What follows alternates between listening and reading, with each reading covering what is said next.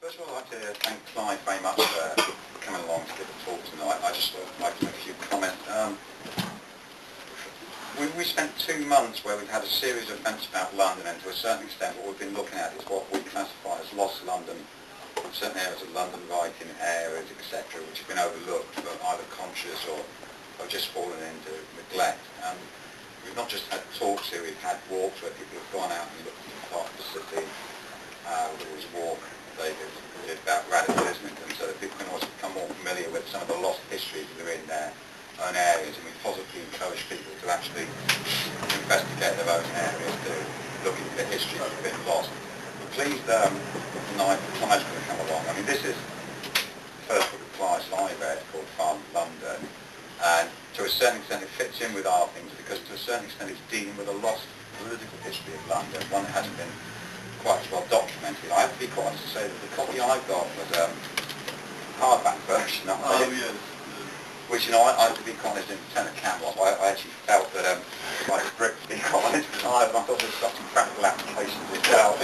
You build a wall with them, yeah. Well, yeah, exactly. I also tend to look at books at the back to see if it's got various things that I'm interested in, and when I bought this I was pleased to see that it did mention the Tottenham outrage, which is somebody who used to live in Tottenham and lived near Stoke Newington now, which has got Abbey Park Cemetery, where the policeman that was killed was buried in it. That's a classic example of a certain offence that I think have happened in London that have been completely forgotten and overshadowed by that sort of thing.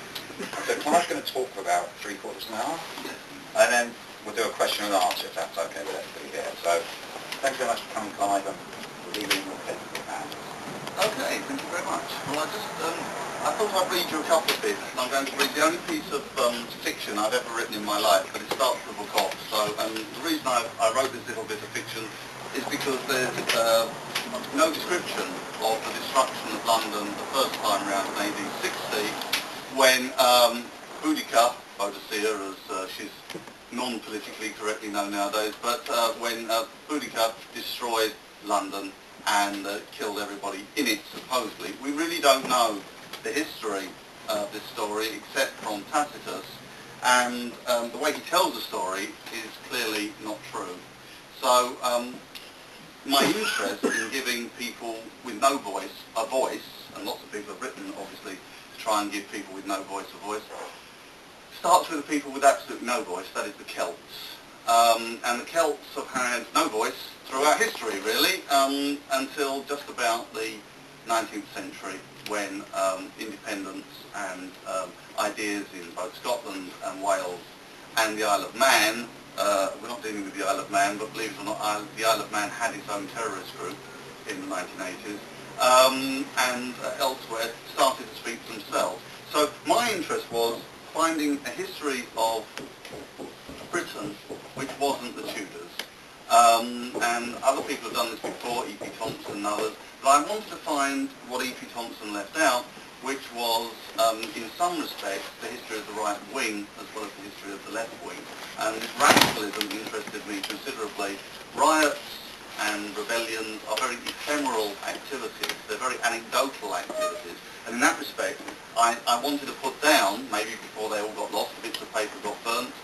Bishopsgate Library, for instance, had a chuck out, everything went in the skip recently, and that's the end of it. You don't get a second chance to find out where these things are. So that's what I've been doing over the last few years, whether good or bad I don't know. But I'm going to read you my first little bit, and if you all leave after this, I know I'm no good as a fiction writer, so I won't try and do H.K. Rowling.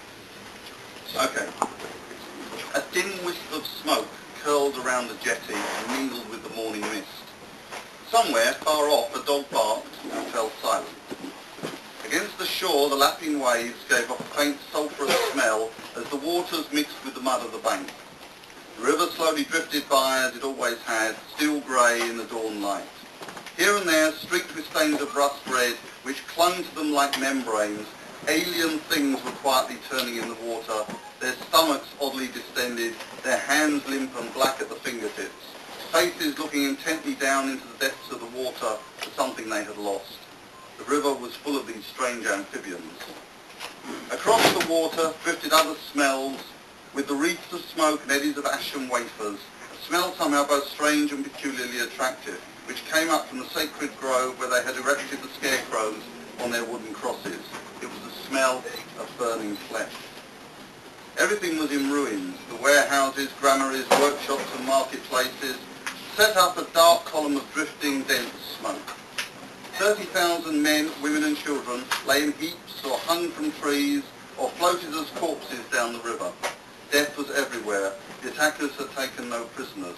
This was a war of annihilation, and at its centre was the woman known to history as Boadicea and to the Romans as Boudica, the first and most successful political freedom fighter ever to enter London.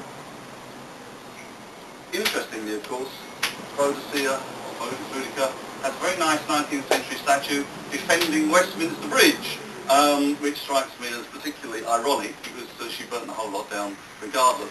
So in that respect, I wanted to look at, and starting with her, not really a forgotten history, but a sort of unvoiced or unspoken history.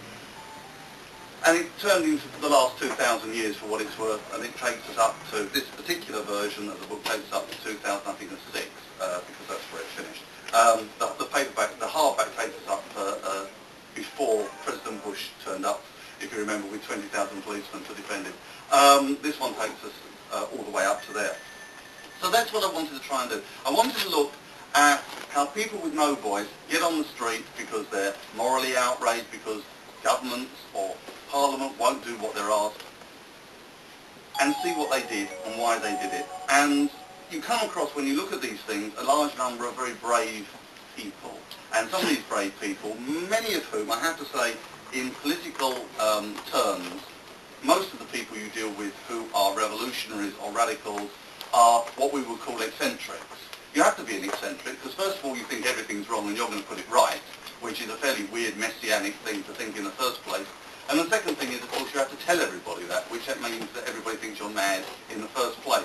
So those two things together mean that you have to really try and get into their skin. And it's quite difficult because I'm a reasonably ordinary person. I'm not particularly, radical in the respect that I throw bombs or try and change governments, although it's a nice idea though it might be.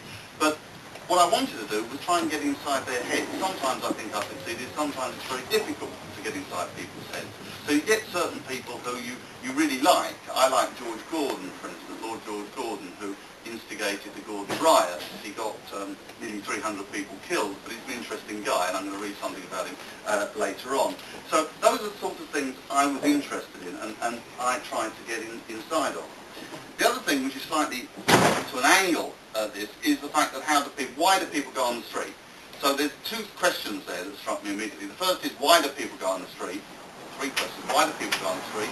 Next question, how do authorities deal with that problem, which I'll deal with in a minute? And the third thing is the geography.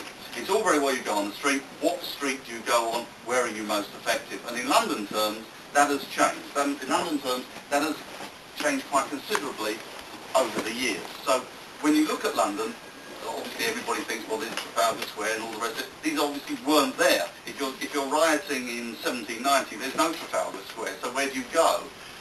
The Chartists, for instance, everybody knows their petition of 1848, which is completely peaceful, I have to say. But nevertheless, as soon as the Chartists vacated that area, they turned it into a public park.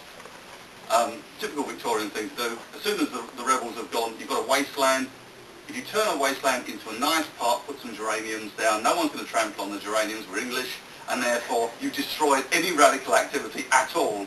So almost every wasteland in London that was a place for radical activity has been turned into a garden.